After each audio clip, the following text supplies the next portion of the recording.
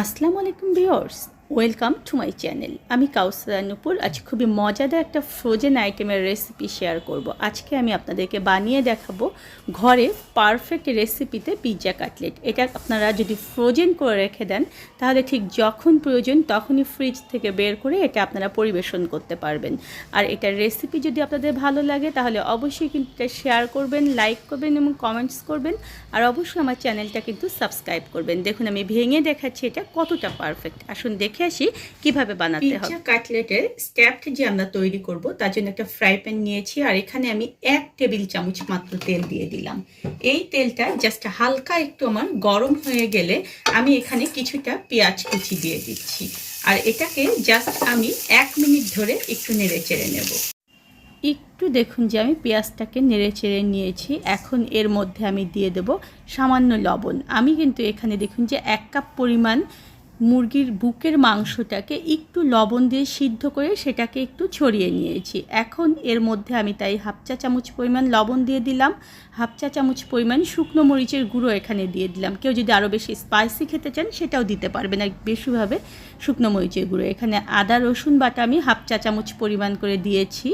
আর এখানে আমি দিয়ে দেব 1 টেবিল চামচ পরিমাণ সয়া সস। সয়া সসটা কিন্তু এখানে অবশ্যই ব্যবহার করতে হবে। আবার এটাকে আমি 2 মিনিট ধরে নেড়ে চেড়ে নেব। মশলাটা দেখুন যে আমি 2 মিনিট ভেজে নিয়েছি। এখন আমার সিদ্ধ করে রাখা যে চিকেনগুলো সেটার মধ্যে দিয়ে দিলাম। এখন এখানে আমি কিছু মশলা দেব। আমি এখানে 1/2 চা চামচ পরিমাণ ধনিয়ার গুঁড়ো দিয়ে দিলাম। আমি এখানে 1/2 চা চামচ পরিমাণ চিলি ফ্লেক্স দিয়ে দেবো। এতে করে ঝালটা একটু যেমন হবে তেমনি কিন্তু ফ্লেভারটা অনেক সুন্দর হবে। আর 1/2 চা চামচ পরিমাণ এখানে আমি গরম মশলার গুঁড়ো দিয়ে দিলাম।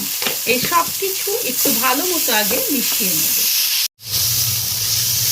জাস্ট একটু ভালো মতো মিলিয়ে নিয়েছি। আমার যেহেতু চিকেনটা সিদ্ধ করা তাই এখানে কিন্তু আমার অত বেশি রান্না করতে হবে না। এখানে 1 টেবিল চামচ পরিমাণ আমি চিলি সস দিয়ে দিলাম, রেড চিলি সস। আর 1 টেবিল চামচ পরিমাণ আমি এখানে দিয়ে দেব টমেটো সস। এগুলো সব কিন্তু আমার ঘরে তৈরি করা। আমি সব কিছু ডেসক্রিপশন বক্সে আপনাদেরকে দিয়ে দেব।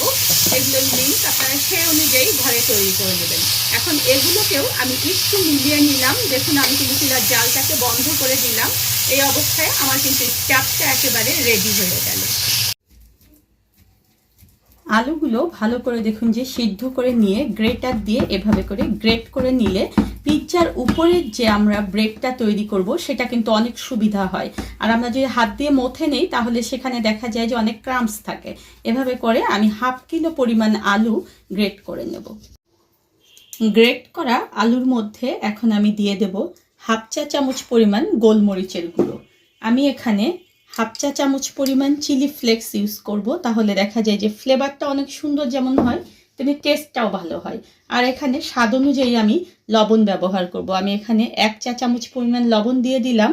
পরে আমি একটু মেখে দেখব যে আর লবণ লাগবে কিনা। আর এখানে আমি 5 টেবিল চামচ পরিমাণ কর্নফ্লাওয়ার দিয়ে দিলাম। আপনার আলুটা ঠিক কতটুকু ভেজা ভাব রয়েছে তার উপরে এই কর্নফ্লাওয়ারটা নির্ভর করবে। আপনি এরপরে মেখে দেখবেন, যদি একটু ভেজা ভেজা মনে হয় তাহলে আবার একটু কর্নফ্লাওয়ার এখানে অ্যাড করবেন।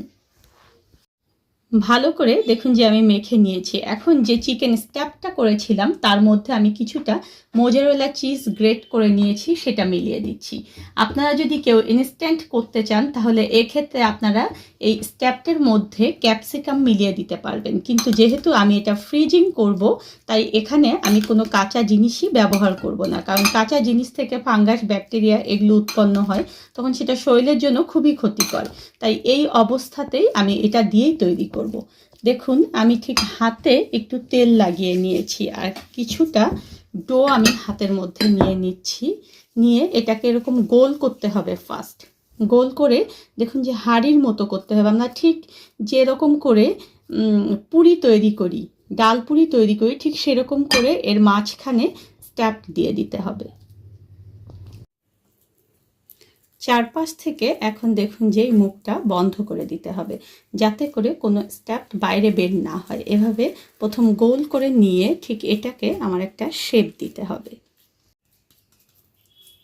হাত দিয়ে সুন্দর দেখুন যে গোল করে এভাবে করে রেখে দিতে হবে। ঠিক সেম স্টাইলে আমি আবার তৈরি করব। সবগুলো কাটলেট বানিয়ে নেওয়ার পরে আমি দেখুন যে এখানে দুটো ডিম নিয়েছি। ডিমের মধ্যে জাস্ট অল্প একটু লবণ দিয়ে আমি ডিমটাকে একটু ফেটিয়ে নেব। আর এখানে দেখুন যে আমি কিছুটা শুকনো ময়দা নিয়েছি আর কিছুটা ব্রেড ক্রাম্ব নিয়েছি। ব্রেড ক্রাম্ব কীভাবে ঘরে সহজে তৈরি করতে হবে তার কিন্তু একটা ভিডিও রয়েছে আমার চ্যানেলে, আমি ডেসক্রিপশন বক্সে সেটার লিঙ্কও আপনাদেরকে দিয়ে দেবো। জাস্ট এখানে আমি কোনো কালার ইউজ না করে ব্রেড ক্রাম্বটা করেছি। এখন ডিমটাকে ফেটিয়ে নেওয়ার পরে আমি একটা করে কাটলেট নিয়ে এভাবে দেখুন যে শুকনো ময়দার মধ্যে একটু এভাবে করে গড়িয়ে নেব। পুরো অংশটাই ময়দা লাগিয়ে নিলাম। এখন এটাকে দেখুন যে আমি ডিমের মধ্যে পুরোটা ঘুরিয়ে ঘুরিয়ে ডিমটাকে লাগিয়ে নিলাম। নিয়ে শুকনো হাত দিয়ে ব্রেড ক্রাম্বের মধ্যে দিয়ে পুরোটার মধ্যে দেখুন যে ব্রেড ক্রাম্বে গড়িয়ে নেবেন এবং সুন্দর করে এটা গড়াবেন যেন সব জায়গায় ব্রেড ক্রাম্বটা লেগে যায়। ঠিক এইভাবে করে আমি সবগুলোকে বানিয়ে নেব। সবগুলো দেখুন যে আমার বানানো হয়ে গিয়েছে। এখন এটাকে আমি ফ্রিজে রেখে দেব 3 থেকে 4 ঘন্টার জন্য। তারপরে আমি ফিরে আসছি। 4 ঘন্টা পরে আমি ফ্রিজ থেকে বের করে নিয়ে এসেছি। দেখুন এগুলো কিন্তু একেবারে শক্ত হয়ে গিয়েছে।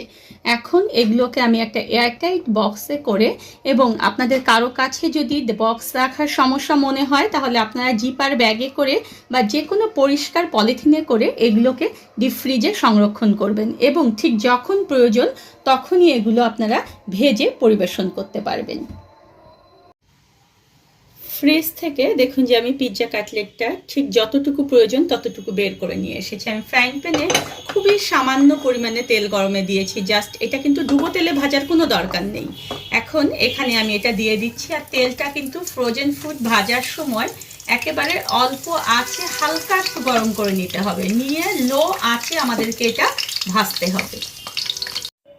অল্প আঁচে দেখুন যেগুলোকে আমরা ভেজে তুলব। দেখেছেন এগুলো কত অল্প তেলে একেবারে মজা করে ভেজে নেওয়া যায়। আর এই নাস্তাটা কিন্তু সবচেয়ে বড় সুবিধা হচ্ছে ফ্রিজিং করে রাখার পরে আমরা যখন খুশি তখন এটাকে বের করে পরিবেশন করতে পারবো। ধন্যবাদ সবাইকে আমার সঙ্গে থাকার জন্য। আর আমার পরবর্তীতে আরও নতুন কোনো রেসিপি পেতে হলে প্লিজ আমার চ্যানেলটা সাবস্ক্রাইব করবেন এবং আমার চ্যানেলটা লাইক করবেন, কমেন্টস করবেন এবং শেয়ার করবেন।